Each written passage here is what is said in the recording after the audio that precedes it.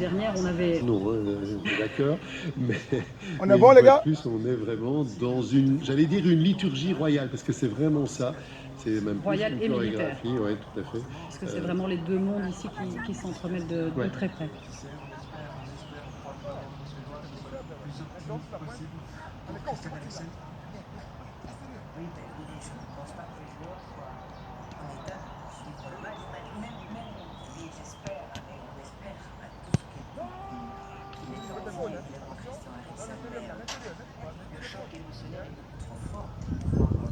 L'arme positionnée sur l'épaule, la musique va reprendre et la parade va continuer.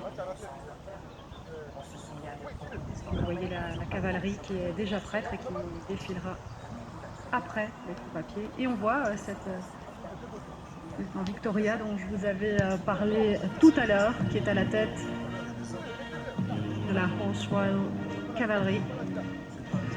Vous avez vu que les tapis de selle sont marqués au monogramme de la reine, un monogramme qui a été créé dès le début du règne en fait, hein, qui est Elizabeth II, Regina, donc en latin, et donc le E2R, qui est vraiment, si vous vivez en Angleterre, un symbole, aujourd'hui on dirait un logo, que vous retrouvez partout.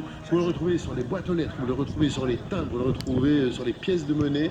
C'est vraiment en fait le chiffre et la marque de la souveraine qui est entrée pour le coup vraiment dans l'histoire aujourd'hui.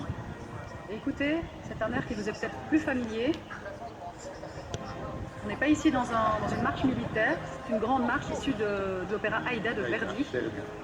C'est une des grandes marches emblématiques que l'on interprète parfois dans ces événements. On voit les canons ici qui font partie de cette Household Cavalry et plus particulièrement des King's Troop Royal Horse Artillery, donc c'est l'artillerie. Avec une marche qui est plus lente de nouveau. Oui, pour vraiment rythmer cette parade et avoir des moments plus intenses, d'autres un peu plus de repos. Et voilà maintenant donc les troupes montées qui vont à leur tour défiler devant la reine. Quand on vous disait que c'est une des plus belles journées de la reine, s'il y a deux choses qu'elle aime dans la vie... Elle en prend plein les yeux en tout cas, ça c'est sûr. Les chevaux et les militaires.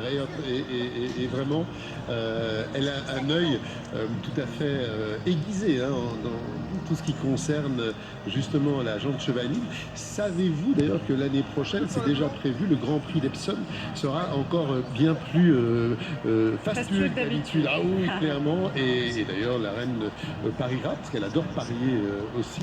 Et je peux vous dire que le comble de l'excitation royale et du stress, c'est souvent quand elle joue en fait justement à parier lors de ces fameuses compétitions. C'est en même temps un grand rendez-vous mondain, hein, ça c'est important, toute la bonne société s'y donne rendez-vous, mais là ce sera un rendez-vous particulier puisque la reine aura l'année prochaine l'immense honneur, et c'est totalement inédit dans l'histoire du pays, de célébrer 70 années de règne. 70 années de règne, vous vous rendez compte? Incroyable. Et là, on retrouve les troupes ici avec leurs cuirasses et les casques argentés. Et à la fois les Blue Royals et les Life Guards, ces régiments montés qui défilent à présent devant la reine.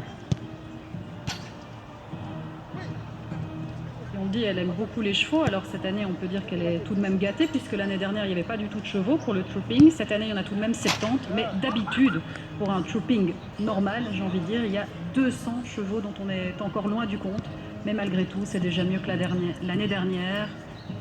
On est dans un trooping d'entre-deux comme vous l'avez dit en début de programme.